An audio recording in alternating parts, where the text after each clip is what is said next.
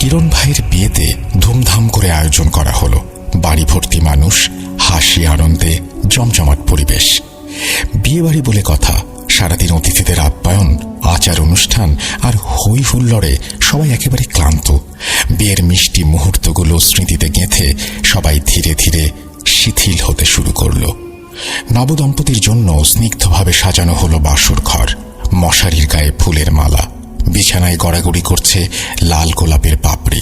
অভিভাবকদের হাসি মুখ আর আত্মীয়দের ঠাট্টা মশকরা উপেক্ষা করে নতুন বরকনে ঘরে প্রবেশ করল। দরজা বন্ধ। বাইরে বাড়ির সবাই এত ক্লান্ত যে যার যার মতো বিছানায় গা এলিয়ে দিয়ে ঘুমিয়ে পড়ল। কিন্তু কে জানত এই রাতটা এ বাড়ির জন্য একেবারে অন্যরকম কিছু হবে। রাত প্রায় ৩টা। সারা বাড়ি গভীর নিস্তব্ধতায় ঢাকা। বিয়ে বাড়ির ক্লান্তি যেন পুরো বাড়ির ঘুমকে আরো গভীর করে তুলেছে। আমি যে রুমে ঘুমাচ্ছি সেখানে আমার ছোট ভাই আর মামাতো বোনের স্বামীও রয়েছেন। তারা দুজন নাক ডেকে ঘুমাচ্ছেন, যেন দিনের সমস্ত ক্লান্তি মুছে ফেলার প্রতিযোগিতা করছেন তারা। আমি তখনও জেগে ফোনে চুপ